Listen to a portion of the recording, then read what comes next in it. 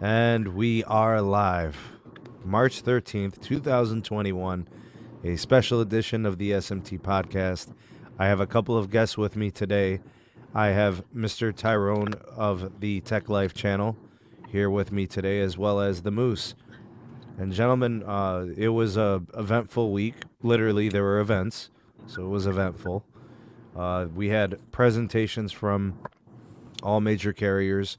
Verizon went first on Wednesday, T-Mobile went second on Thursday, and then AT&T went last on Friday. And we got a lot of information.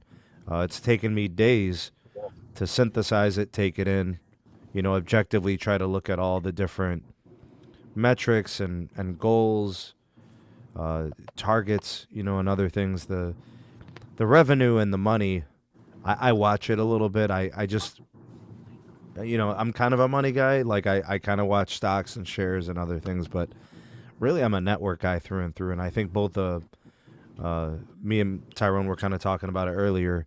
We're mostly network guys, but the business piece does matter because that's how they build the networks. So, Moose, we've discussed financials on many different episodes. I just want to let you guys know that as we go through today's show, we are trying to give you an honest, candid, and objective perspective on the week. And with that information, we want to try to project, how are things going to play out over the next couple of years? How will they play out by 2025? It's really hard to project beyond that. I mean, even projecting to 2025 can seem foolish because chances are you're not going to be right. Things change, things, become fluid, and they're very dynamic. And, you call it as you see it. You do your best to project it, but there's just no way. You could project by the end of this year pretty accurately, but the further you go into the future, the harder it gets. And the more likely it is that you're wrong. So I do want to say hello to some people here in the live chat before we get talking about any of these topics. So a big shout out to Delon and Baby Yoda and Dan. Appreciate you guys for stopping by. We have Joeseph, we have Dalvin and Ethan. Good to see you, as well as Apple Watts, Anthony, and Marc. Yep, we got an early show today. Brandon, Pat, the homie Mike West. Appreciate you guys. Thanks for coming through. Anthonius, Caleb is here. Master Bill, my dude, how are you, man? It's like 43 degrees today, but it was sunny, so it was actually kind of nice and pleasant. Rich, good to see you. Thanks for stopping in. And Sebby, my brother from another mother. What up, man? All right, let's go ahead and start the show. I really don't know where to start. I don't know. Should we just kind of go through the main points of each carrier, or do we just jump in and kind of talk about who impressed us and who are we concerned about? Is that how we approach this? Mm-hmm. What do you think, Tyrone? Each carrier, or we can do impressions. Let's do impressions, and then we'll go backwards towards why, and we'll kind of use their points. Tyrone, I'm gonna give you the floor here. I'm gonna let you start. Which carrier impressed you, or basically, who do you believe in the most in terms of the three plans, in terms of how you feel they'll execute and the direction that they're going?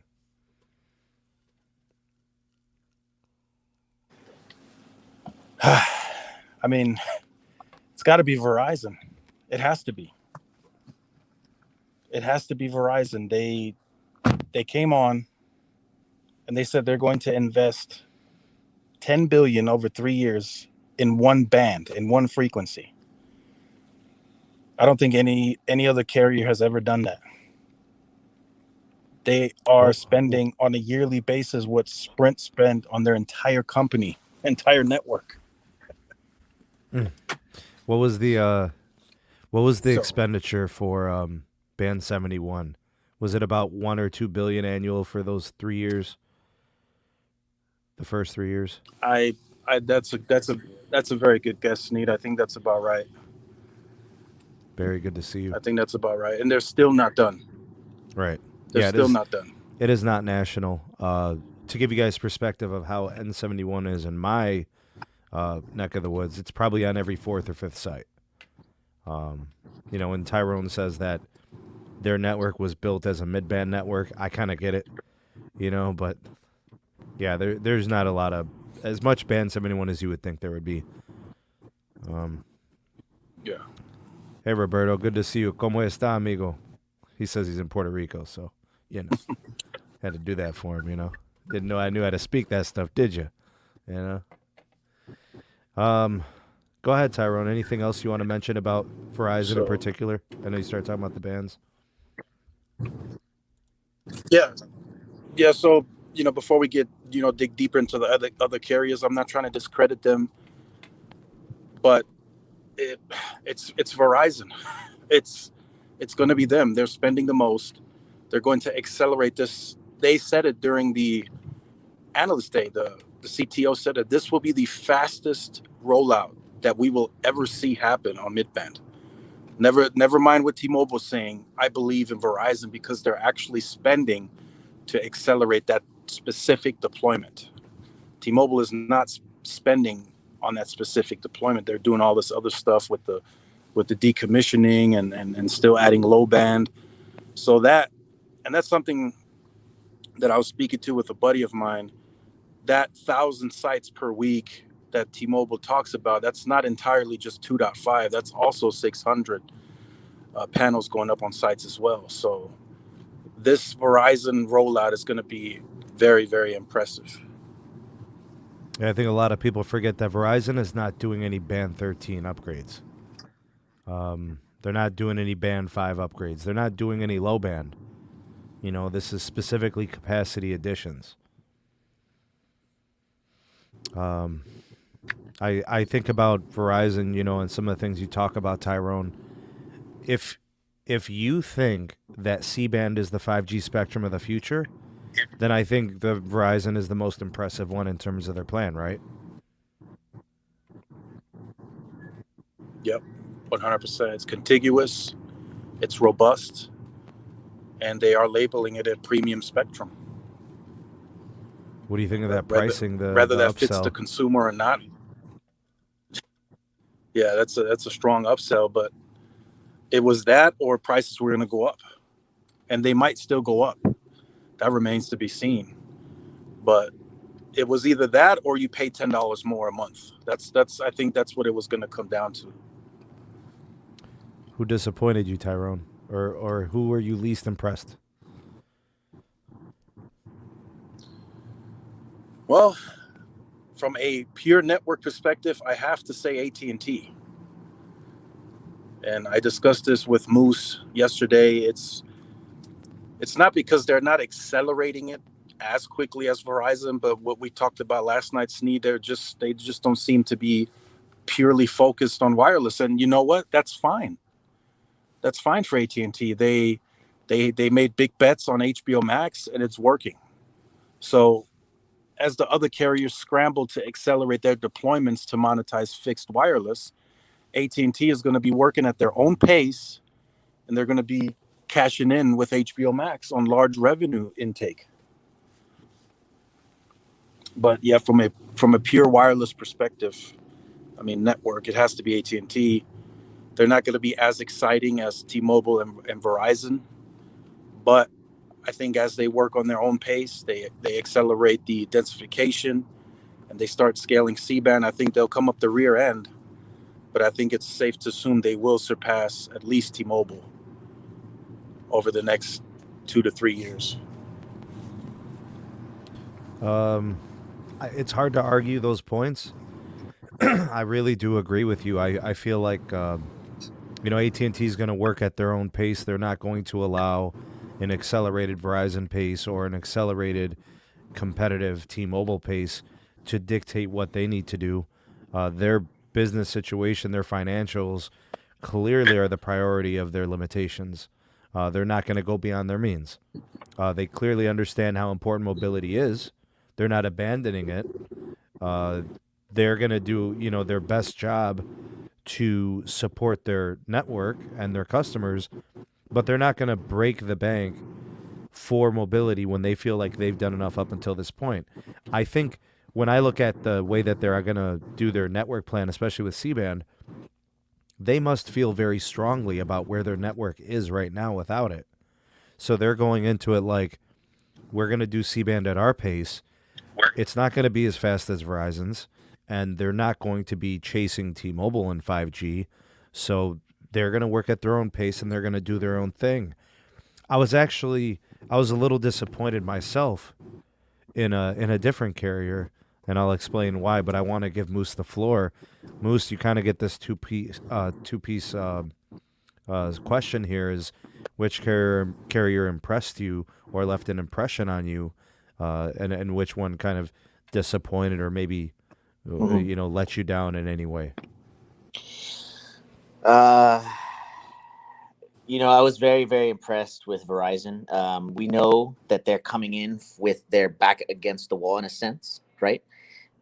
Most of their markets, top 50, are spectrum starved, to have the correct term. But it's going to be super impressive, just the rollout. I mean, I have no issue saying this on record. Verizon will have the majority of the top 46 covered with C-band by, I would say, June of 2022. I'm thinking that fast, man. I'm thinking that fast because I'll tell you this. We already know the market shares. We already know that Verizon's been losing market share, not because of their excellent network. The network has never been an issue for them. Okay. I know why people are leaving, and that's because they cannot afford it anymore. That's number one reason. Number two reason is because even though they're getting all these benefits, if I can get the same, not better, but let's say the same service in reliability or slightly below, if I pay $40 cheaper, people will switch. And also, it seemed to me very straightforward. We were all three talking right after Verizon, and I know Sneed, you've been convinced now they will sell their Fios business. I'm like leaning that way. I'm like 60-40 on that right now. Yeah, it was pretty evident because like Tyrone was saying, that the wireless is so attractive for Verizon. They're tripling down, not just doubling down. They're tripling down on their bet that they can be the most premier wireless company in the United States, and they're putting their money where their mouth is, because they just bought a significant portion of C-band. They have the most millimeter wave. They have the most dense network on record right now. They will be able to do it. I have no doubt they'll be able to do it. The one carrier that I'm very concerned about, extremely concerned about, is T-Mobile. I was not impressed, man. To me, they basically told me, as like an investor, our strategy was so good back in 2018 that we're not going to change anything. We're not going to increase our capex. We're not going to start laying our own fiber. We're not going to do anything else differently. We're not going to even add additional small cells. They just said some random 50,000 small cell number, which who the heck? I was like, whoa, where did this come from? Anyways, I was very concerned about T-Mobile. And I'll give you a take on AT&T because I know we were talking, all three of us. The reason why people were slightly deflated on their hype with AT&T was because of the fact that they were expecting a similar rollout of C-band like Verizon's, right? Because they have the money, because they have the big banks. They're the Death Star, right? Right, yeah. But people forget that AT&T already has a lot of spectrum already deployed. And in some markets, like in the middle of Pennsylvania, PA Tech, right? Speed test guy, he's been doing speed tests like 300 plus in the middle of nowhere. Yeah, they feel good about that. Yeah. So, again, I'm not worried about AT&T. Tyrone and you, Sneed, have been mentioning that There's really nothing to worry about in that sense. I mean, HBO Max is going to explode, especially with this advertisement model, right? The AVOD, ads on HBO Max. I honestly believe very, very strongly since the launch of HBO Max, that was the critical turning point. Is once you can get it into more people's hands for free, like prepaid customers, like the starter plan, like the extra plan, like Cricket customers, all included. Just because you have AT&T services, you're going to be getting HBO Max for free with ads. Oh my gosh, this is going to be people are going to be upgrading to the full price because of this. Yeah, because they'll just pay the difference, right? Exactly. Yeah. Riding the Death Star until Luke blows it up 3 times. Thanks, Texas Marine. Appreciate the $5 super chat. And then Idaho Mobile has been mentioning that 50K small cells hasn't changed. They've been saying that same number forever. So again, they've mentioned that at the beginning of the merger. Yeah, they mentioned 50K since 2017. That's they why have not changed their. Go ahead, their projection. Yeah, that's why I'm concerned. Yeah, they have. T-Mobile has not changed their perception. That's why I'm concerned, Sneed, because we know densification is the I wouldn't say even midterm. I would say this is what's going to enable 6G is density. Antennas on every corner. I want to say that the most disappointing presentation event, whatever, to me was T-Mobile because of two things. The small cell we got no clarification on. I really wanted to get something from that. But that's mostly me. That's like a personal thing. I've been begging Neville. You guys know the sign. Come on, Neville, please. Can we have small cells back? I've been dying for those. So that was the one thing. So I'll agree with you there. The other thing was the lying about the Verizon and AT&T spectrum position. They did not accurately depict the competition spectrum holdings. But what they wanted to do was they wanted to exaggerate their advantage.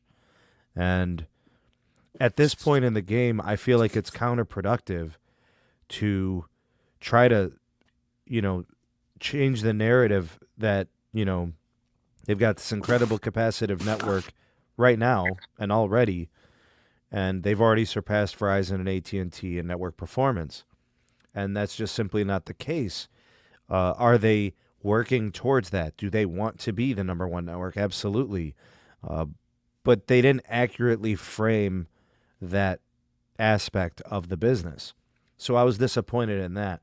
And I think at this point it's very evident. I do not like Eugene. He is not good. I don't even want to compare him to John, but he's terrible. I mean, he's on the Liz, what's her name? The lady from Fox, Liz Claiborne. I forget her name. I have no idea.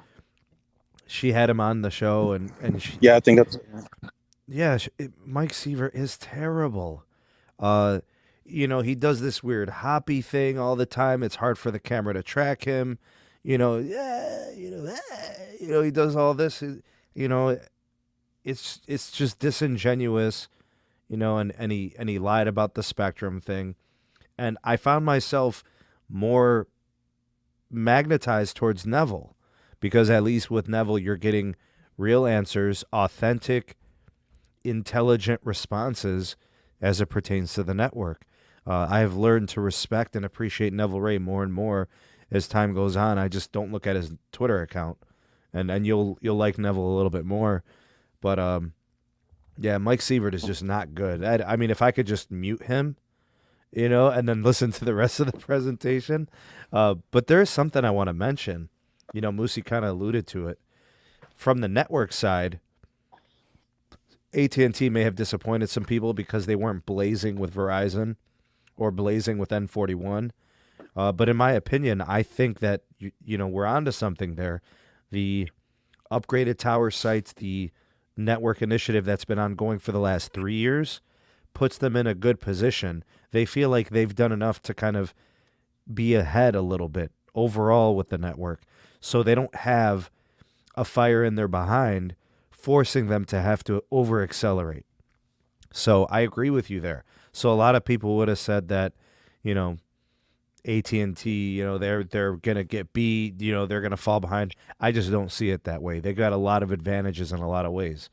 But one last thing of disappointment from the T-Mobile piece, the only thing that truly concerns me, out of all the stuff I mentioned, I can look past all of that, is the fact that CapEx is going down in 2023 from 12 billion to 9 billion.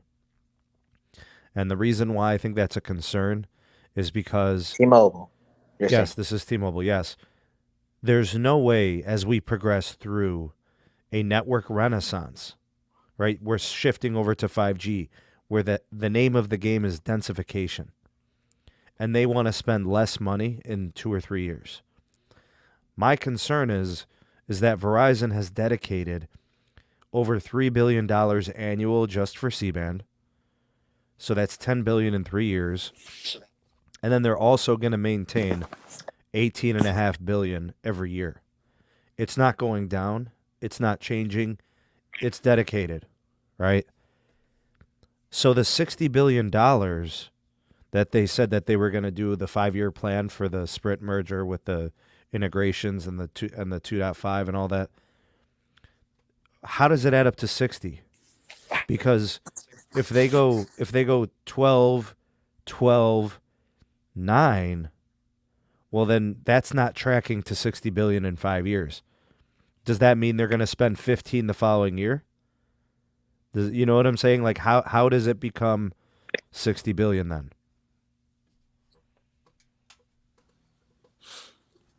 Yeah, the whole merger. The merger agreements, it was all a sham, and it seems the FCC, at least now, is not doing anything. Because you're right, Sneed, they're on a projection to spend far lower than the 60 billion at least within the 5 years. They may spend it at year 6, 7, and 8, but they're tracking way lower capex starting in 2023 than I was even anticipating. Yeah, I don't think the numbers add. So that's kind of one of the things that's a head scratcher to me. We haven't really talked about the network or anything. Like, we're not saying the network's not going to be good. We're just saying that the numbers don't add up. And there wasn't really any mention of millimeter wave. Everybody was asking, you know, what are they doing with millimeter wave? I don't know what to tell you guys. They didn't mention it. I mean, I heard layer cake once. Nope. If that helps. I heard layer cake mentioned once, maybe. So I have no idea. So I don't know what to tell you guys. Is that layer cake? Sneed, is that layer cake now still including millimeter wave, or is it including C-band now? So C-band 2.5 and 600. Yeah, but that's the thing, Tyrone, is you and I know better than anyone. The 2.5 is fragmented in a lot of places, so that's where the C-band becomes the N41 substitute. But even then, it's only like 40 megahertz of it, right? So they'll never do what Verizon or AT&T will do with N77, and they can't do what they can do with N41 with N77. Like, it's never going to be able to carry the mail for it. Oh, you're absolutely right, Sneed. And the other thing that I want to remind folks, because I know that we spoke about this a while, is AT&T in their presentation said something really key. Depending on how the congressional bill comes out, AT&T might be getting a subsidy on the fiber expansion in both urban and in rural, because they want everybody in the United States, or as many people as possible, to have fiber. That's big, because who wouldn't want to prioritize fiber if that's the case, where somebody's flipping the bill? Just like with FirstNet, somebody's flipping the bill. It's getting reimbursed. Do you think that becomes an advantage for them in terms of their wireless? Yes. Where they could leverage the fiber as, fiber optic backhaul for mobility. We know in El Paso, and Tyrone's there, in El Paso. We've been told that they're going to do a similar one-touch strategy with their fiber build-out. They will be laying new fiber and at the same time adding CRAN. Oh my gosh, what an amazing game changer, right? I mean, it's obvious, it makes sense. You're already there, might as well just connect a couple more wires together and then boom. Yep. I'd like to answer this question for Rebel Wolf. Thank you for the super chat, bud. Do you think Magenta Max is a good choice? If T-Mobile has a good market, we're running on N600, currently upgrading, adding N41. Absolutely. If you're getting tower upgrades, if you're getting modernization in your area, and it's substantial, the Magenta Max is the plan to have. I mean, if you have a T-Mobile One plan, obviously that's great with the Plus add-on and all that, or the international add-on. That's a great plan too. It allows you to take advantage of that. Otherwise, if you're on Magenta or Essentials, there's no point. All that capacity is restricted. You know, I would recommend you run a VPN and just save the money instead of paying all that extra dough for those, higher premium plans. So hopefully that helps you, Rebel Wolf, making a decision. But yeah, for the most part, I think that's a good switch.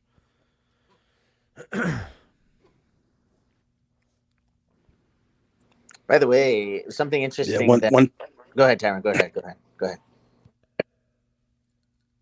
One thing that I did like about AT&T's presentation, that they were honest. They didn't sit there and say, "Oh, we're going to chase Verizon's tail." They just said, "No, we're going to be at 75 million covered by end of 22, and that's kind of the pace that we like going at." And I really like that. I really do. They're not over here saying like T-Mobile, "Oh, we're going to do this. We're going to have 65 billion in revenue by 2025." I mean, those numbers just don't add up. I think you're right about that, Tyrone. Surprisingly, everybody says so many horrible things about AT&T. They were a very honest and straightforward, straight shooting presentation. Like Tyrone highlighted. They didn't go and say and make claims that they weren't going to be able to do. I don't think they said anything that they could not reach. Tyrone, do you feel like they mentioned a goal that was unachievable? Not at all. Not one bit. They can achieve everything. And in fact, they may be even under promising a little bit, and they probably will over deliver. With the C-band? Yes, I think so. Yeah, I agree. That's somewhere where they could potentially gain some ground. Like, what if they have a solid quarter and they can kind of, modify the guidance one quarter just to get ahead a little bit, a few extra markets, a few extra upgrades, that sort of thing. Something that I want to mention really quickly is I'm very surprised that T-Mobile does not want to get into the fiber business, because doing a quick Google search just to confirm, Deutsche Telekom in Germany is able to provide 2 gigabit speed to a lot of customers in Germany. So I'm like, wait a minute, there's an issue here. And Tyrone, you have a lot more insight into Germany. Why wouldn't T-Mobile get into fiber when they already know that the leasing is going to become very expensive? It's going to be massively expensive. I've been trying to tell a couple of people back and forth, that them lowering capex is not a good sign. I don't care how you look at it. You can look at it from A, B, and C point of view. It's not good. Look at what Sprint did. They lowered their capex. They're no longer here. Gone. It's not a good sign to lower your capex. It is not. I don't care how you look at it. They're talking about them getting special treatment, and they're saving here, and they're renegotiating contracts. They need to, at some point, incorporate their own fiber. There's a reason that AT&T and Verizon are doing it. If the leasing model was favorable, AT&T and Verizon would be doing it too. I think there's 2 possibilities about that lowering capex. So Tyrone, I agree. It's a red flag to me. That lowering of the capex means something. I just don't know what it is. Here's the 2 things I think it is. It's either them trending down in spending because they have to, meaning the money just isn't there, or it's going to be allocated for something else.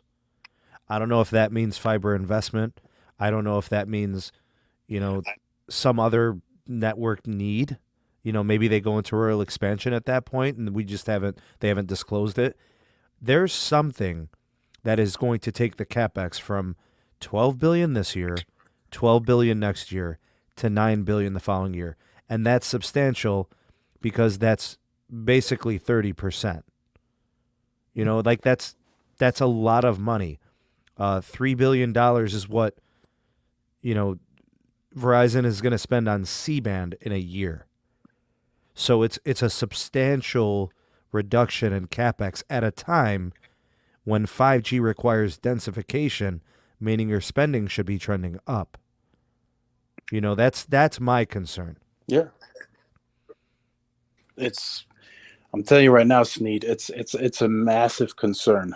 I'm telling you, it's a massive. I've been speaking to some people. It's a massive concern because as they downtrend in 23, which is their guidance, that's when the B and the C blocks clear. That's when AT&T and Verizon are going to ramp up again. They're going to be looking to finish within a year from that point, right? They want to be done by 2024, yes. Or mostly done. Yep. I think AT&T wants to be done 2025. I do want to address this need. So we got a gentleman here saying that I'm definitely or 100% clear as day favorite AT&T. Let me put this on the record, okay, right now. I've worked at T-Mobile. I will never work for them again because, number one, they don't pay enough. Number two, you'll get mental stress to the point where you want to quit, okay, or you want to, just not work in the industry anymore. And three, if you think they are going to give you all the tools and all the money to build out the network like it should be done, and they always disappoint you every year and they give you only half or less of what you've requested, no, I'm not even going to entertain the idea. We have people, Zero Cool RF, talking about this stuff. He's on record saying, I wish I had more. I wish. Yeah. No. Yeah. We know that Verizon and AT&T have the money. Why wouldn't you be on those networks if you can get a deal on them? Get a 50% off promo. Get for Verizon. Do something. Don't stick with T-Mobile. When is AT&T or T-Mobile going standalone? Because Verizon and Q2 will be standalone, and that guaranteed. Okay. I wonder if AT&T does something similarly. I know that T-Mobile has elements of the network that are standalone, don't they? N71 and N41 have, moments where they're standalone or whatever. Yeah, they're at this point they're just waiting for the voice over NR to go fully standalone.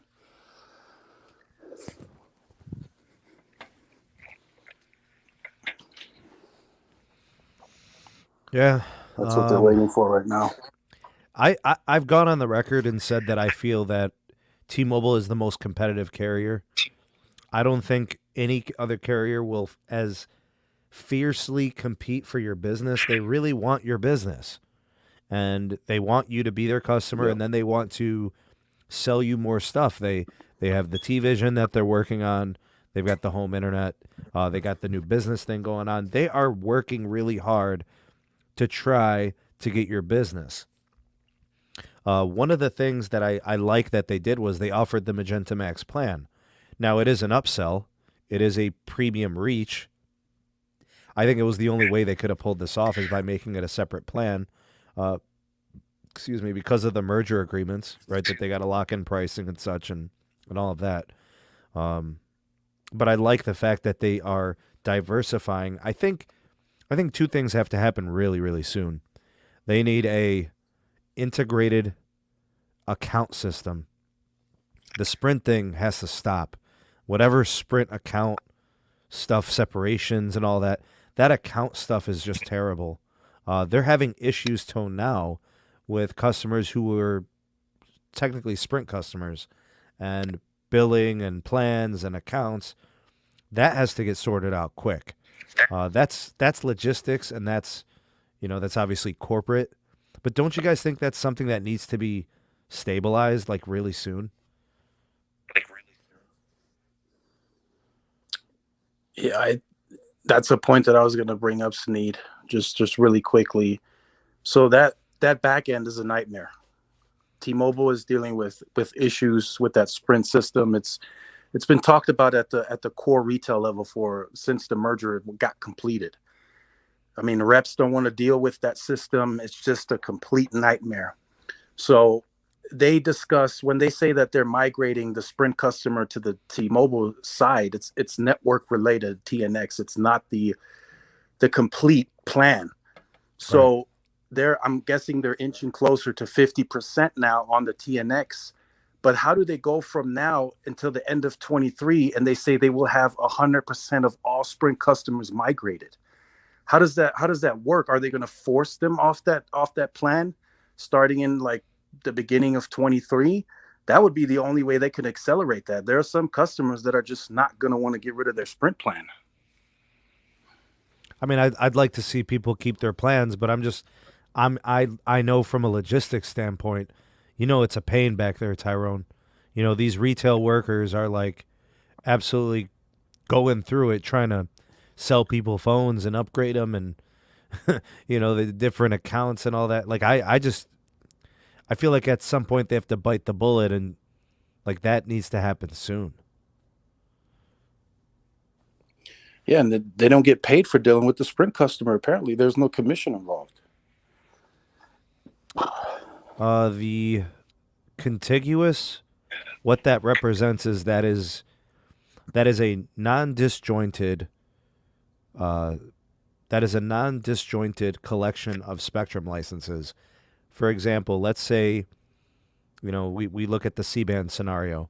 Everybody who bought C-band, Verizon and AT&T, they got contiguous nationwide, right? Wherever they got it, they got swaths of it, and it covers the nation.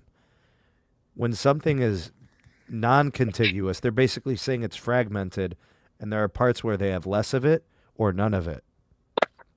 And it disables them in the places where they don't have it because it's being used for some other purpose by some other company or some other agency. So that's what we see with the that's the situation with BRS, isn't it, Tyrone? Disjointed and all over the place. Yeah, it is. It's like that here, and to be honest, in some border regions like here, there is interference with Band 7 from the Mexican side. So they're going to have to work through that with licensing. They can buy more licenses like they just did recently in New York City to make it contiguous. But the only other way to fully offset that on a nationwide scale, they're going to have to participate in Auction 108. And, there's some spectrum that we'd like to see them get so they could have, that contiguous block all the way across the board. Yep. So there's nothing good about non-contiguous. You know what I mean? No. So yeah, how would T-Mobile improve it? Especially locking in all that in that auction that Tyrone was mentioning. Yep, they would need to buy it all, 100% of it. So, but yeah, and I mean, Neville is saying that they're aggressively pushing to get to 80 to 100 to widen the channel. So just to clarify, in a place like El Paso, they can't even go past 60. And there's no phone right now that can carrier aggregate N41 with N41, to my knowledge. Why is it stuck at 60, Tyrone? The interference? The fragment, yeah, the interference, and then the fragmentation kicks in. So there's like 7 megahertz, 12. It's just a mess. My goodness.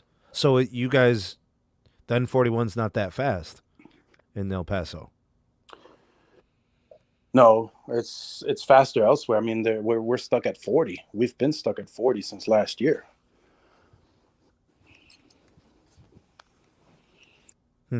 Interesting. While everyone else is being from 60, 80, 100, we're still at 40 in what I would call one of their highest market shares, at least in the top 5. So that's why they did purchase that C-band. And if they can't figure out how to move it more quickly, I think they start deploying the C-band here much sooner than they would elsewhere. And that's one of the things that I was mentioning about T-Mobile not being not being truthful, right? So they were talking about how they got these incredible wide blocks of spectrum and all this, and they were talking about N41, but when it's like that, and then they actually said we got C-band where we had the density, where we could take advantage of the C-band. Well, actually, no, you got the C-band in places where you don't have N41. But they didn't say that. They said we got C-band where our network currently has the densification. So you see how they played that? As if to say, like, oh, we know what we're doing and everything. Yeah, okay. But just call a spade a spade. You get what I'm saying, Tyrone? Like, you have trouble with BRS in those places, and that's why you got the C-band. It's not because you got a bunch of towers in a market. No, that's not the case at all. I mean, some of those markets might be densely, a tight tower grid. That might be true, but that's not the reason why you got the C-band. Yeah, exactly. And looking at the overall position, the 80 megahertz that AT&T purchased here is looking a whole lot better because it's contiguous. So if T-Mobile doesn't make a move on purchasing the rest of that in the auction 108, I think even here Verizon and AT&T could start outperforming T-Mobile. I mean, Verizon will for sure, because they bought 160 megahertz continuous blocks. So yours is 160. I think my market's also 160. Yeah, it's 160. Mm-hmm. And then AT&T's 80 megahertz here. T-Mobile is like 141 megahertz or 2.5, but it's after 60, you could forget it. Yeah. Max Tech Studios is asking, is C-band there to compensate for practically no millimeter wave? Not really. I think it's, well, I mean, if you want to look at it from like a capacity standpoint, probably. But we know that millimeter wave is just not on their agenda. It's just not a part of what they do.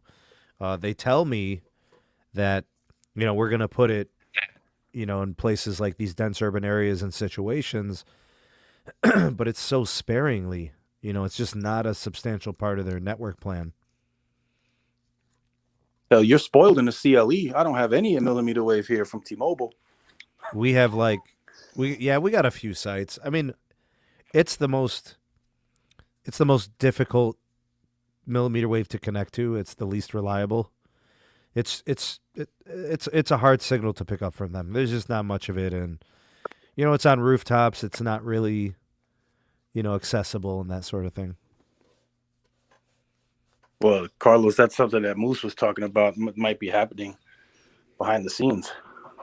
What if Verizon and AT&T buy it from them just to use as blackmail and get the C-band from them? Yeah. It's funny. Oh, yeah, we got a ton of... And AT&T mentioned that very... Go ahead, Tyron. Yeah, just real quick, it was kind of... how should I say it? I think me and Moose were talking about this as well. I think the only carrier that talked about it kind of indirectly on purchasing more spectrum was AT&T in the secondhand market. Everyone else kind of was like, yeah, we'll look into it if it fits our needs. But AT&T was kind of like, hey, we might be looking at these second markets to get in on some more spectrum. What did I tell you? I'm telling you, and they officially went on record. They're knocking on the door to see if they can purchase that extra 20 megahertz from that third-party company, which is super random, but it was like a holding company. They just bought the spectrum because they knew that another company would buy it. Now, if that's the case, 100 megahertz contiguous nationwide doesn't look half bad. Not it's a nice bad. Channel, isn't it? Exactly, like you said. SMT said in 2020, before the auction, I want to see 100 megahertz blocks. No more of the 20s, no more of the 40s. This is some BS. No. 100. I'm glad somebody remembers some of the crap I be saying. Because I know I'm basically a caveman. I'm slightly well-rounded. you know. But like sometimes I got some ideas, you know what I mean? And I really feel strongly that 100 megahertz channels are difference makers for many years. You know, like we're not having a conversation 5 years from now saying, "Oh, this 100 megahertz is useless." Like, no, it's still very substantial. You know, because it's to me 100 megahertz screams gigabit speed. You know. Hi, Yasmin. I'm going to Starbucks. What are you gonna get? A cake pop. A cake pop? All right, enjoy. Don't spend all my money. They're addicting, man. Those cake pops, I'm telling you. Don't sell the house. I know. Don't sell the house on eBay. Oh my goodness. So Tyrone, you heard about that story? Yep. Wild story, man. Let me ask you this. Do you think that T-Mobile is in a financial strain right now? The only reason I would say possibly is because of the 2023 CapEx. That's it. Do you think that Deutsche Telekom is not going to give them more money? Is that why? Somebody was telling me they locked in $10 billion from DT. Is that true? Tyrone? Yeah, that's what I had heard earlier in the year that was going to be like for C-band and some of the merger obligations, but it's 10 billion is I mean, most of that's already been spent. So are they going to be able to go to DT again to get more money? And I don't think that's likely the case. T-Mobile's going to be generating 60 billion is what they say. Would they really? Like what? Why would they decrease CapEx? I'm telling you, Sneed, that's a major red flag, Sneed. It's a massive red flag because we're talking this year, right? They didn't spend a full CapEx year last year, so just No, put that like out what, there. They didn't 9 spend billion? 12 billion last year. No, it was like 9 or 10 It billion. was 9. It was 9. So this year they're spending 12. Hopefully, we'll see we'll see in Q4, and then next year they spend one more year of 12. Then they go back to the 9 to 10 billion. They have a lot to do with that 12 billion on top of a rural expansion. Still, they're trying to expand into a rural market where they say the numbers show they can get at least 20% of the share within 3 years. I don't know how they can accomplish this by lowering the CapEx. They're still trying to integrate a network. Is the number of sites from Sprint that substantial? And does it really fill in that many gaps for them? It could in some parts, but it's more of the Shentel deal will help. Those are Sprint sites. The Swiftel deal helps with that, of course, accelerate. But Sprint's network was far smaller than any of them, like way smaller. Yeah, I'm trying to figure out what's going to create that setback. What's reducing the CapEx? There is something there. T-Mobile does not. They don't have the national footprint to say we're going to make it a light year in 2023. You know, like that's how I'm looking at it. Unless, this is what I was thinking about too, and this is just in theory because it hasn't happened yet. Unless T-Mobile is signaling to us that they will be 100% done in 23 with the integration of the networks, that they can dedicate that 10 billion towards that rural expansion, then they might be onto something. I guess I would want to know. That's a possibility, but I guess I would want to know the 24 number and the 25 number too, right? Because that's the 5-year plan, right? Yeah, I think we can toss that 5-year plan out the window. They didn't spend 12 last year. They're spending 12 for the next 2 years, and then they go back down to 9. They don't hit that 60 billion in 5 years. There's no way. They don't get there. They don't. No. The math doesn't add up. Like you keep saying, Sneed, the numbers, they're on right. They mentioned stock buybacks during the event. Yeah, that's something that Moose was mentioning too. Do they start offering a dividend at that point once they get to that 60 billion? Why would a company that, first of all, doesn't even have the same cash flow as this is gonna sound funny, but by 2025, HBO Max alone will be making more money than T-Mobile as a whole. You Profit. think HBO Max is going to make $60 billion a year? No. Profit. Oh, like net after all the things, right? okay. Net, I think that HBO Max will be doing approximately 20 billion, 15 to 20 billion of net, revenue. So cash, let's say cash, right? Sure. T-Mobile will be spending a significant amount of money on their network because of all the cost of the higher backhaul and all the leasing, right? Leasing the cell sites. You got to remember, it's a very expensive. The Sprint sites were very, very expensive builds. They were high quality, in my opinion, in some areas, man. The Sprint sites were high quality. So if they want to keep those, they're going to have to relocate. And we haven't even gotten to that point yet.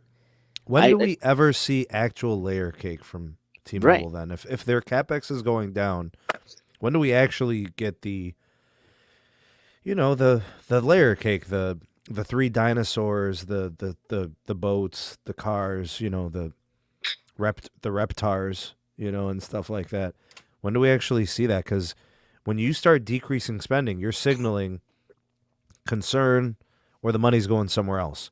And if it's not going on the network, that's where guys like us, who are network guys, we're like, wait a minute. Your competition is spending double in CapEx. I mean, AT&T is relentless. They're at $21 billion. And they've been facing debt for the last 5 years. And they have increased their spending every year, basically, or maintained it. Right? They were 22 2 years ago. They were 20 last year. And they're 21 moving forward. And then Verizon's staying steady at 18 and then dedicating $10 billion over 3 to C-band. It's a regression. That's they're going backwards. I mean, let's say Sneed they guide the 9 to 10 and they spend closer to the 9. That puts them at spending maybe $4 billion more than they did as a standalone. I mean, that's not going to cut it. How many sites does Verizon have that are millimeter wave at the end of next year? Or at the end of this year? I think it's 31,000. How many will they have in 2024? Including the it's going to be right. It's going to be close to 100K. It's going to at that pace. And basically, T-Mobile is going to be starting from scratch. Yeah. Will T-Mobile have 5,000 millimeter wave nodes by 2024?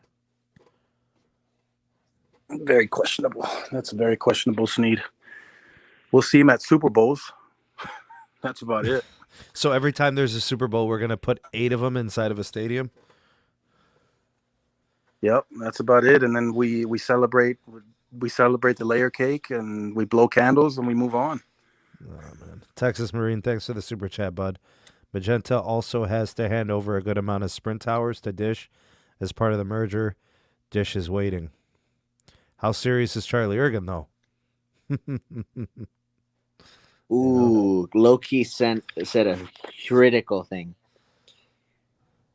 The question is now, can T-Mobile add more to their debt? Because remember what I said a couple of days ago, right? UBS is estimating that all companies, because of C-band, post-C-band, are now leveraged at 2.9 times net to EBITDA ratio. If T-Mobile adds more debt, they will be the first company to reach 3.0 and above leverage. Who? T-Mobile. Wait, so they're going to have the highest value? No, they're going to have the highest debt to EBITDA ratio. That's very bad. Well, the problem is terrible. The problem is they don't have assets. That's why people fearlessly invest in AT&T and Verizon. Yep, and they projected very low numbers for home internet, 7 to 8 million by 25. I mean, I guess that's solid, but that's not gonna move a needle from investors. They're gonna be like, nah, I'll go with HBO Max. They're giving me 150 million subscribers in that same time frame. By 25, HBO Max will be worldwide, 150 million. Right. There's also a question of. Go ahead, Shane. Go ahead.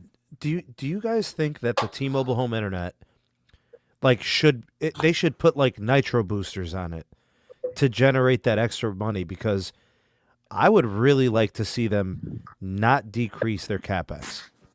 I really hope that the home internet scales so high that they can increase their capex because of it, and then they can expand the network even more. That's what I want to see. I agree, Sneed, but the fact that they put it in a guidance that's like 2 years out, what if the home internet is that successful? They could have kept the guidance at the 12 billion. I was thinking they go to 15. All right, let's do this. Those of you, because I want to get the pulse of the people, if you're here in the live, go ahead and give me a 1 if you think going from 12 to 9 billion in 2023 in capex for T-Mobile. Tell me if you think that's concerning. Type a 2 if you're not concerned. All right, 1 if you're concerned, 2 if you're not concerned. I just want to get the impressions from others because, I keep going back to this. The carriers continue to increase capex annually or maintain. Projects get dedicated capex. And here's T-Mobile saying we're going to regress. We're going to cut 30% capex, right? And they never spent more than 12 billion. Meanwhile, the other carriers are spending 18, 21, 22, 23, 24 billion, right? When you look at the capital investment. Do you guys think by them decreasing that year is when they fall behind? Even Peter is concerned.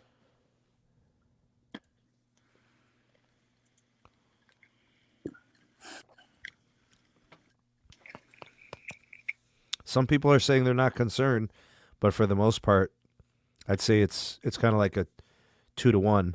Looks like 2/3 of people have concerns. I don't know. I wish I knew the reason.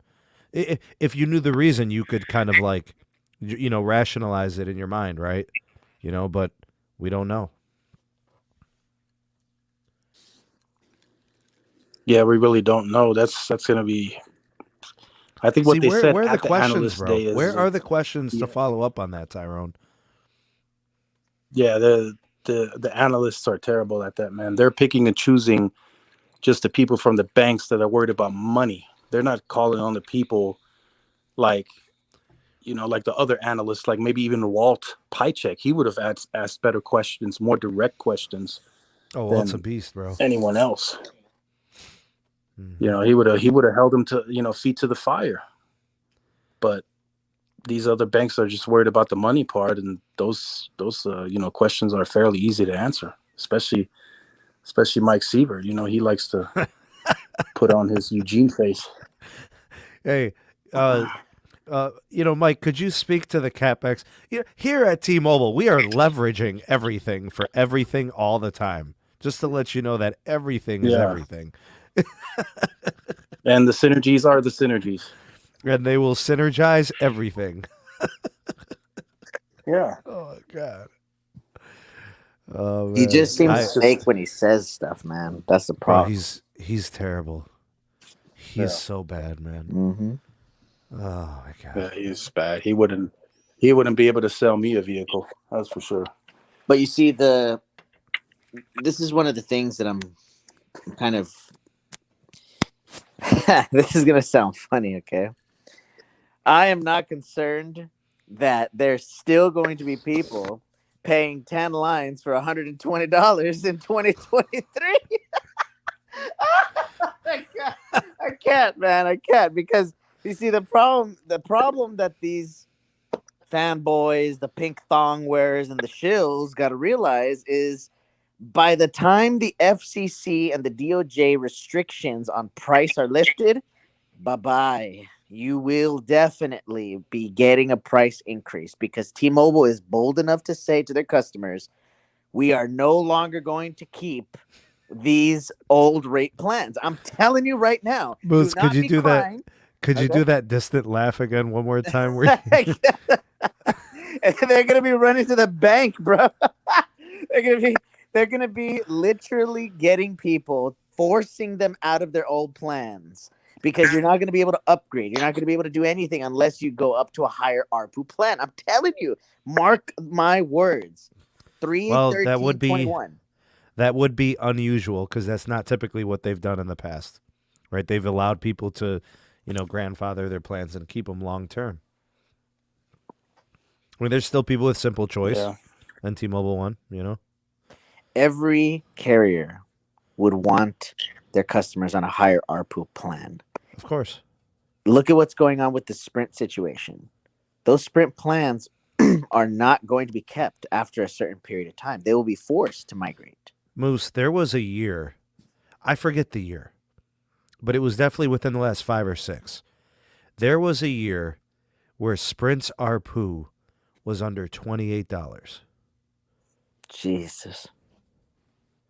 Where do they do that? Terrible. You're basically in that's why business. Sprint's no longer around. Yeah, you're basically you're giving stuff away. Exactly. Like you're just come on down, bro. Seriously. Yeah. Hey, Sneed, someone said you got some vodka in that orange juice? Nah, it's a monster, bro. Come on, man. Come on, bro. Come on, man. It's Saturday night, bro. Feeling kind of tight. Oh, man. 2018. Damn. Yeah, I remember their prepaid churn rate was like 5% that year, Tyrone. Yeah, it was terrible. Sprint was operating at a loss, man. What can I say? Do you remember when Marcelo refused to even show up for the town hall meetings and all that? He would just send out an email.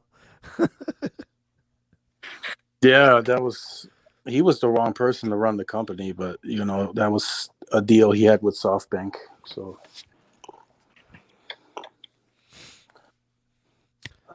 Carlos is saying they're going to give away Popeye's chicken weekly to keep churn down.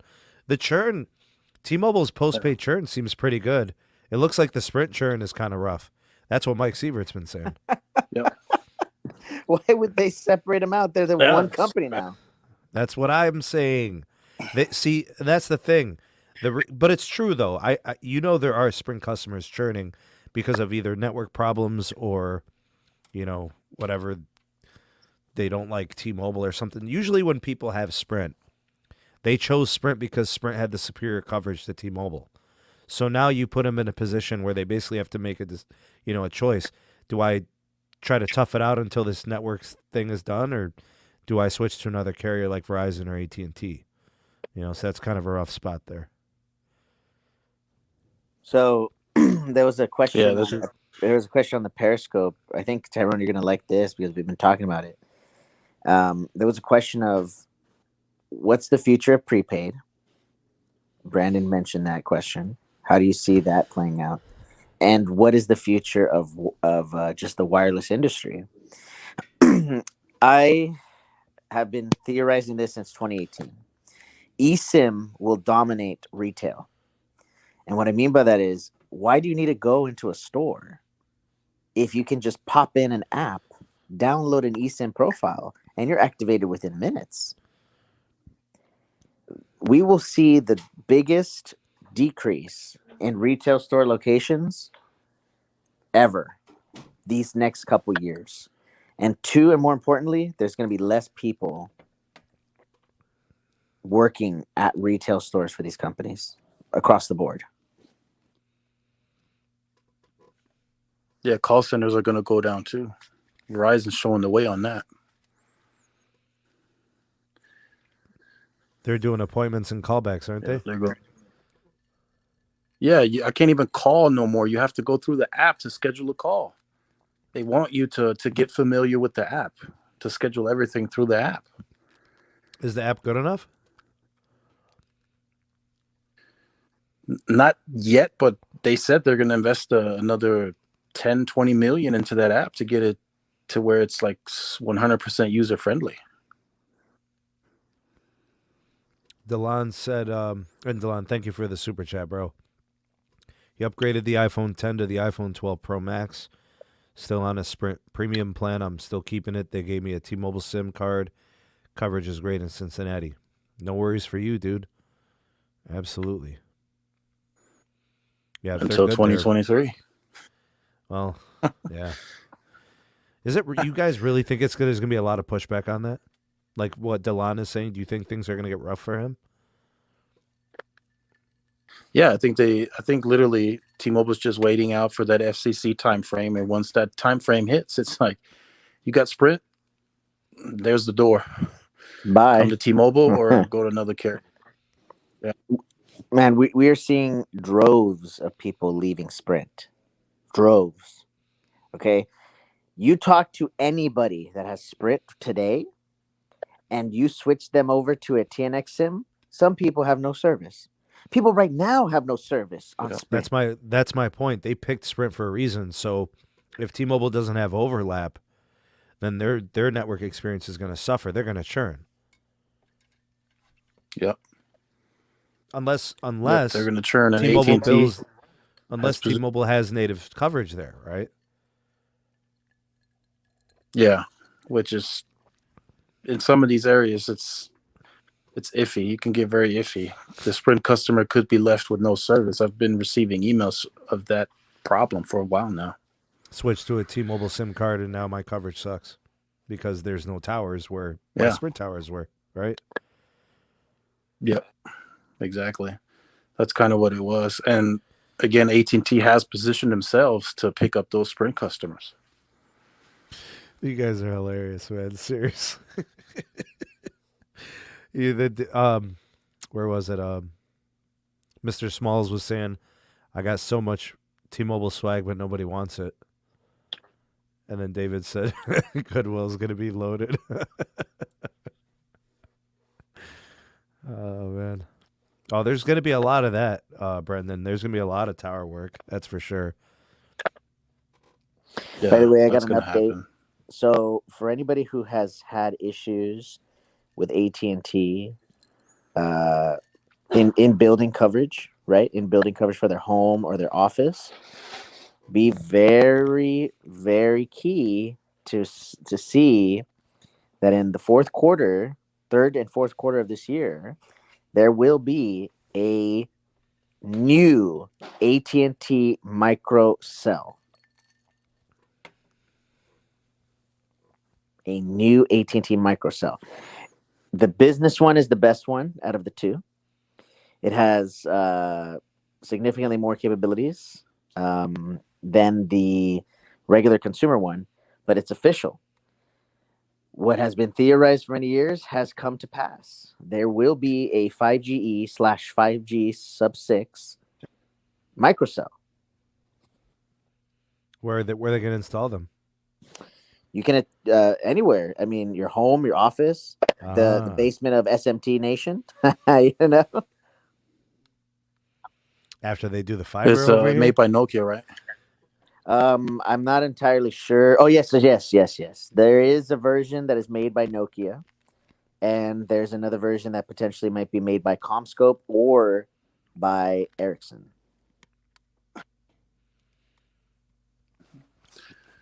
Yeah. So I think that one will pretty much operate very similar to what the Sprint Magic Box used to be. Slightly better. The Magic you can just box? Connect it to your internet, and then boom, you get, a gig on the down. Or actually, I wouldn't say a gig on the down. I'd say probably like 500 on the down on the regular consumer one, and then with the business one, you could get a gig down on LTE or 5G. By the way, real quick, Sneed, I just wanted to give you an update on something that I found very, very, very interesting during AT&T's call. They stated that their fiber is already 99% reliable Well, they just made it 99.9% reliable. The new Wi-Fi routers come with wireless backup. So if the fiber ever does go out, the wireless kicks in and picks up where the fiber left off. Yeah, that was a big, overlooked update. That's massive. Huge. Like nobody has ever done that. That's insane. During these power outages and network outages and snowstorms in Texas, as an example, imagine your fiber went down because no power, but you still had power to your house, right? Well, no problem. There's 100 download on the LTE. No problem. It makes it smooth. It's almost like as if the outage never happened. The customer will never know. They just keep on cooking, right? Yep. Just wait till you get that fiber, man. Shit. Summer 2021. Those live streams are gonna be crispy. Oh yeah. Yeah, man. It's a shame this StreamYard stuff is only 720p. I'm gonna try Restream. I love OBS. You know the ones where I do like the solo with the layout and the icons and the graphics and stuff. It always comes out really nice, 1080p, good sound. The StreamYard stuff is just not the right move, man. I just don't like it. HBO Max content is a bit uninteresting. Oh, I always liked it. Yeah, I've heard, Obed. I've heard there's been some Verizon fiber action going on, and there's some home internet coming our way, and we'll have to see where it ends up. The carriers are busy here. AT&T's busy. They've been upgrading for a couple of years. T-Mobile's pushing hard with N41. Verizon is doing CBRS like crazy. You know what they did, Tyrone? I've got the information. Here's what Verizon did with CBRS. They went into pre-existing small cells and changed the antennas. And they put in CBRS antennas. Because those old small cells were doing like 200 max. When they were correct, when they were empty, they were doing like 200, 250, 280. And when they were, getting some usage, they were doing like 40 to 80. Now they're doing 600, 700. And even when they've got people on them, they're doing like 400 or 500. It's incredible. And something interesting that the CTO mentioned, those CBRS nodes will be upgraded to NR next year or this year. So it'll be NR he mentioned for CBRS? Yeah, it'll be what is it, N48? Yeah, you think they'll keep it the same? I think so. I don't see why not. Okay. And then they're gonna be cooking. Will they be allowed to aggregate the blocks, because Verizon's going to have 30 to 40 megahertz on their pals, but there's also going to be that first come first serve GAA of like 60 megahertz, 70 megahertz that they could use. Yeah, I think they can. I don't see why not. There'll be a good amount of carrier aggregation combos for NR, and my God, they'll have a capacitive network unlike ever seen before. Big shout out to Texas Marine. Thank you, man. Appreciate the super chat. Drove from Houston to DFW, Visible and Death Star.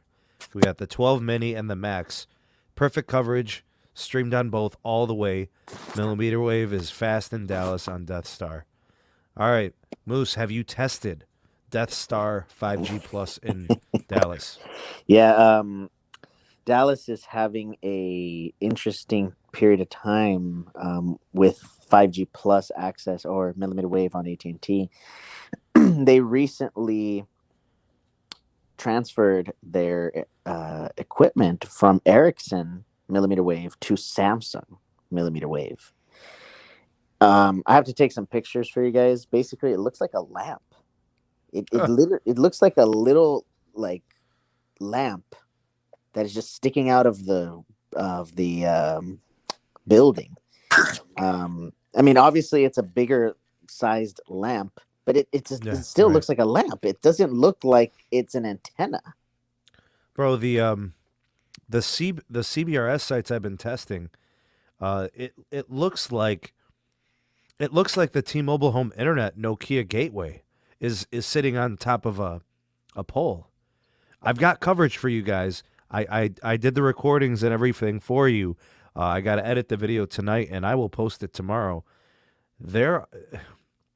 CBRS is really good. It is really good.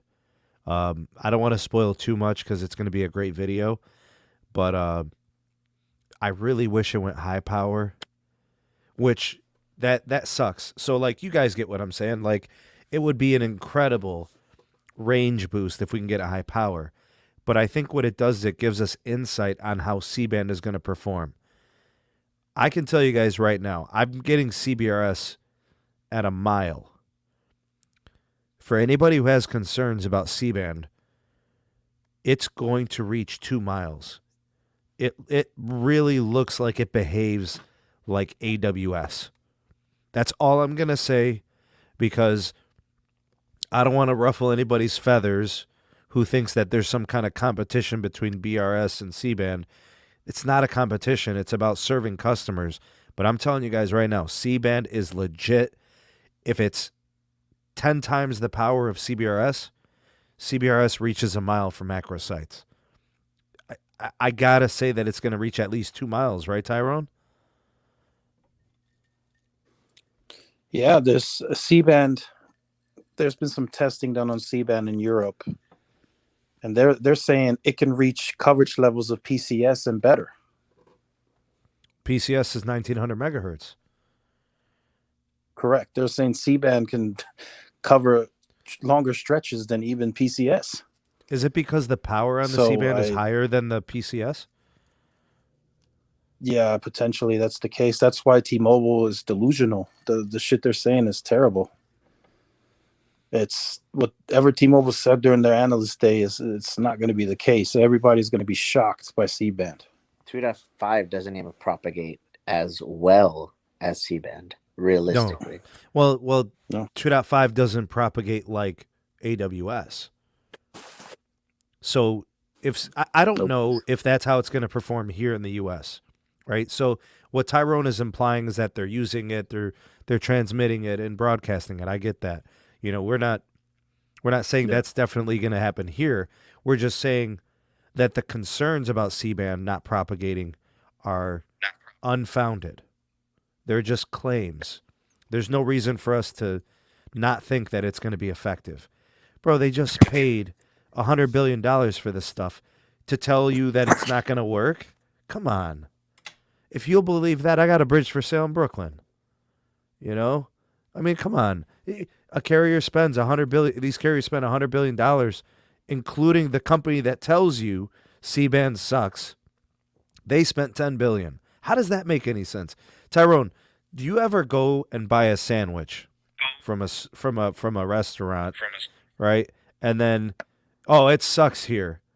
And then you buy a sandwich and eat it from there? How does that make any sense?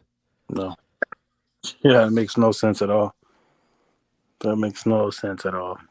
I mean, the fact that Verizon spent that much money on that spectrum should tell you everything you need to know. We shouldn't even have to say anything else about it. I'm saying the concerns about propagation are not, it's just too extreme. They're saying that it's going to be useless or it's going to have problems. It's just not going to be as bad as they think it is. That's what I'm saying. And again, Sneed, something that I want to point out real quick. Moose has brought it up in terms of the propagation at the bigger airports, the venues. AT&T and Verizon have far more indoor solutions and DAS systems than even T-Mobile. So it's just not going to be a big issue for them. It's not. They have DAS inside malls. They have it inside of airports, hospitals. I mean, FirstNet has been tasked to handle that. So that's not going to be an issue for AT&T and Verizon at all. I am going to do a video on this. I do have some notes that I made for the video, but what I want to give you guys is a little bit of a preview. In my research on C-band, I heard references of it being called Goldilocks 5G spectrum. I've heard engineers refer to it as the perfect midband. And I also heard it being referred to as the ideal master for millimeter wave when they do carrier aggregation between midband and millimeter wave. That's and not what only I found that's out neat, about another C-band. thing too that, and not only that, what Verizon mentioned, the roaming on carriers Oh yeah, in Europe yeah. and all other countries are using the same C-band. Yeah, the C-band. That's true. Yeah, it goes up to 4 gigahertz there too, doesn't it? Yep, I believe so. So Verizon's like, if you want to roam 5G in other countries, go ahead. Your phone's They good. Take your phone with they you. use the same that we do. Yeah. Yeah. I don't know. I guess we got to be used to it by now. You know, Carrier 1 says something, you know, because Carrier 2 is doing something different, you know. Thanks, Mr. Smalls, for the super chat. I almost missed it. I don't know. Got lost in the live chat here. Thanks, Mr. Smalls. The super chat. Thoughts on Chantel, buyout, and core, buying all Chantel doors, working in sprint door, half door swings, or churn, TNX, but only yellow stack. All right, so when T-Mobile got Chantel, it did two things for them. A little bit of customers, a little bit of assets, but really it was about the coverage. I don't know what that means for the retail space in Chantel markets. Are we going to start seeing T-Mobile branding at the stores? Is that what you have been seeing? Is it now a T-Mobile store, or are they still selling you as, you know, Chantel by T-Mobile or something? Like, I don't know. What are they doing over there? I don't think your business is going to be negatively affected. I think you guys will start doing better numbers, actually. People are going to come in and say, hey, how do I be a part of this T-Mobile thing? How do I get T-Mobile Tuesdays? How do I get the home internet product, you know, or something like that? That'll be more money they have to spend on 2 more integrations, Swiftel and Chantel. Well, they want them to just operate as is, right? For now, yeah, but I mean, T-Mobile's trying to expand their rural presence, so eventually they'll have to, you know, turn those stores into T-Mobile. I would think. Is John Fryer going to talk about it? He sure wasn't questioned. Nobody asked him about the Chantel or Swiftel. That's what I'm saying. These analysts just care about the money. Yeah. Did we skip over anything? Did we miss anything? Anything left that you guys want to cover? No, I think, well, on Friday, Verizon bought another smaller carrier in Montana. 1,300 sites gained from that. But so that's how they're doing the coverage expansion now. They just keep looking for rural carriers, regional carriers. That's how Verizon's been doing it. A lot of their coverage footprint is operated by another party. I forget the name of the business. What the hell was it called? Oh, Triangle Mobile. Yeah, I believe so, yeah. Nice. Anything else that we missed? 1,300 sites.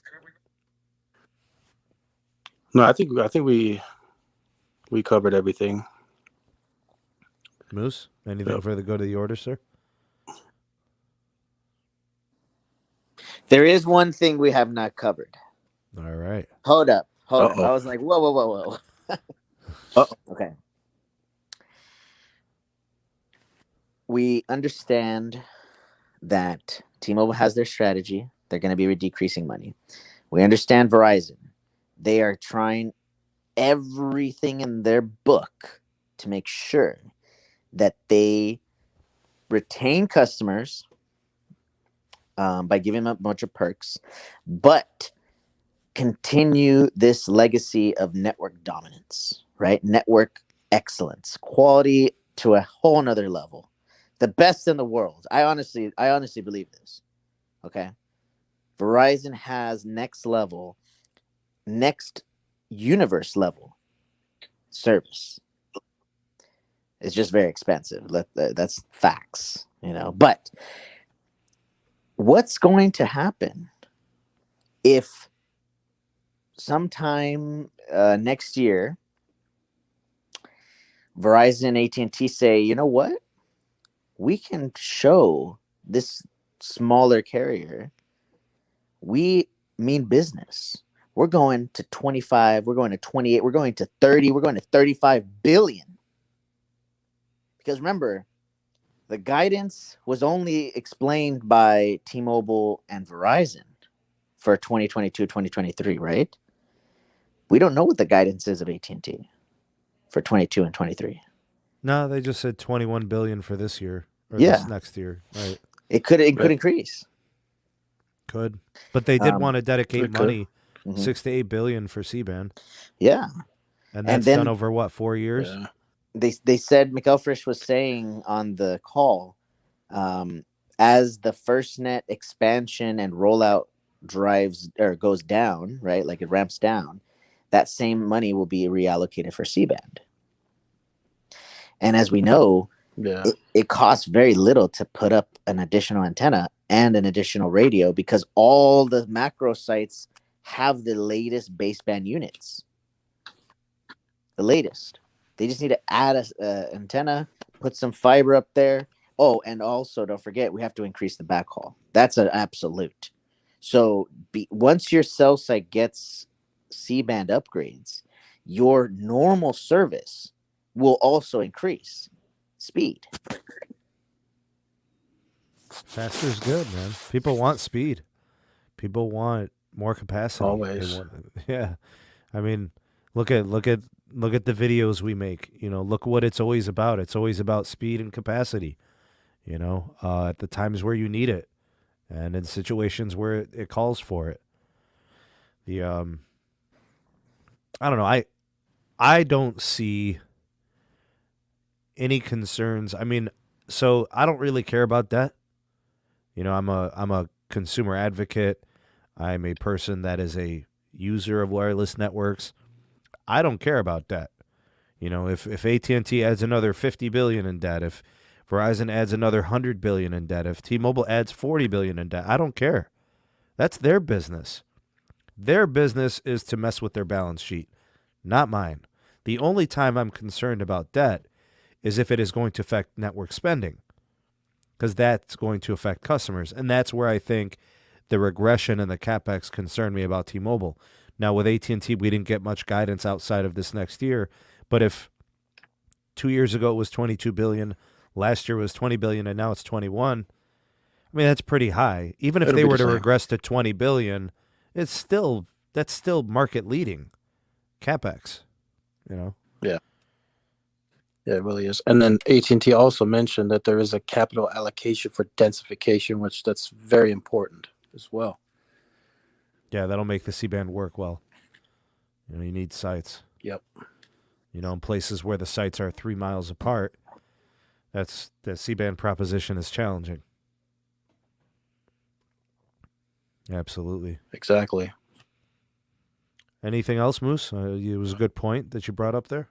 Well, the only other thing is that they mentioned between 3 to 4 million new households. AT&T will have new residential fiber. Right.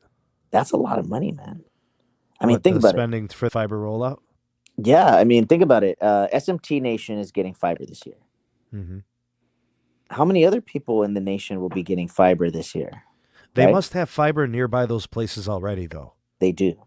You know what I'm saying? So I don't think it's going to be as devastating as you think it might be. And I don't Correct. think they're going into completely new places. I think they're going into places that have other competitors. Yeah, I think Cox is going to definitely be a competitor that's going to be reducing its footprint. Oh man. They might as well just pack up their stuff and get out of town, bro. They should leave now, honestly. Just get out of Dodge. Just as soon as you see the AT&T trucks, just go. Just pick up your equipment from people's homes and get out of there. I think it actually is a good thing that there's multiple competitors because it Yes. innovates one of the other, and Absolutely. it drives prices down. So, like for example, in Dallas, there's some areas where you have AT&T fiber and Spectrum cable.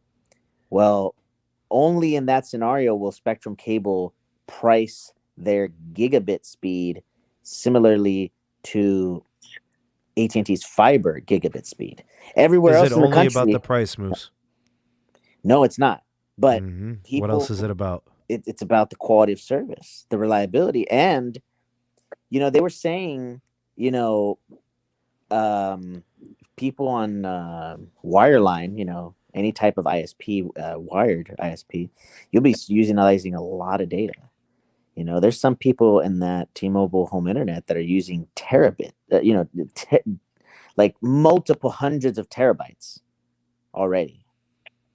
It's honestly shocking to me because one person, myself, I barely am able to scratch 700 gigs, like in 1 month. So imagine if you multiply that by, let's say, 5 people in a household or 3 people in a household. Yeah, I can see getting to terabits, TBs easily. I think that's why AT&T was quick to discuss the fiber piece and how fixed wireless access is not the one. It's not the move. I think it can be. I'll be honest with you. There's a reason why Europe does it, obviously. If Europe does it and they're doing it successfully, the United States can do it the same, if not better.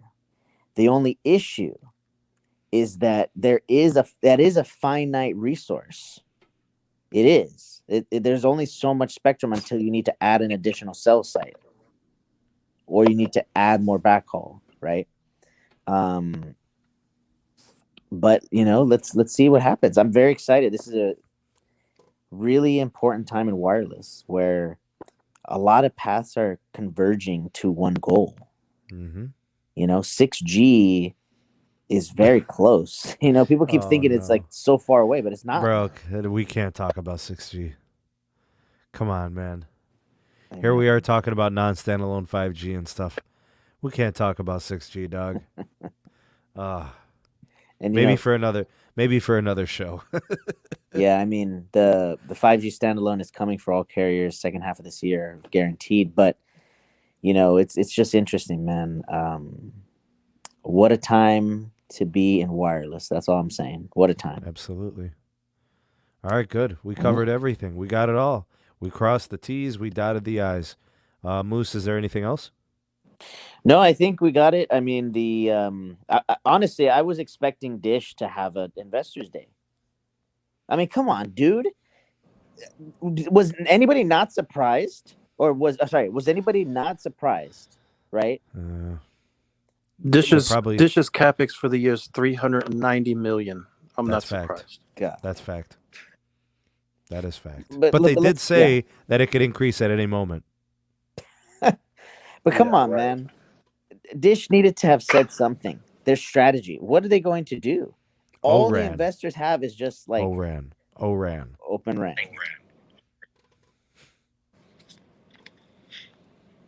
But yeah, so I'm very disappointed in Dish. So I'm just going to continue saying that until I see something else. Anthony, maybe we could address that on Patreon. Absolutely. Let me know if that's something you want to see. Give me the details of how you want that covered. Tyrone, is there anything that you wanted to add in before we wrap up the show?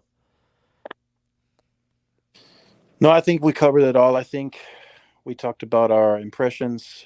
We talked about who we felt was, a bit weaker. We talked about the issues, and if there's anything else, there's always another podcast to come. And I always like to remind people, don't listen to what carriers say. Watch what they do. Watch what they do. That is right. All right, y'all. Tyrone, go ahead and shout out to the channel, man. Let them know where the SMT Nation can find you at. Yeah, they can always find me at Tech Life channel on YouTube. There's lots more content coming. I'm sure there'll be more moves. This year we got the C-band rolling out now from Verizon, and I'm sure AT&T will get the ball rolling on that too. And we'll see what else is set to come next from everybody. Tyrone is also on Twitter. You guys can check him out there. Big Moose, thanks for being a part of the nation and Thank you, sir. being here on the show and stuff like that. We appreciate you. Thank you for the Always. insight, gentlemen. You guys are the best. Thank you. Thanks to everybody for the super chat donations. Thank you to my moderators. Thank you to all the viewers. Everybody who gave this video a like. Thank you for that. If you haven't done so, do that now, and then share this to your Twitter and your Instagram and Facebooks and such. And yeah, that would be great. Thanks for helping out the channel. And I think we'll leave it at that. You guys are amazing. Definitely stay tuned to the channel. As Tyrone said, things are changing all the time. It's very active right now. So subscribe, activate the bell, turn on notifications, and you'll never miss any coverage here on the SMT YouTube channel and Tyrone's channel, Tech Life. So thank you. Everybody have a great weekend, and we'll catch you all on the next show. Peace.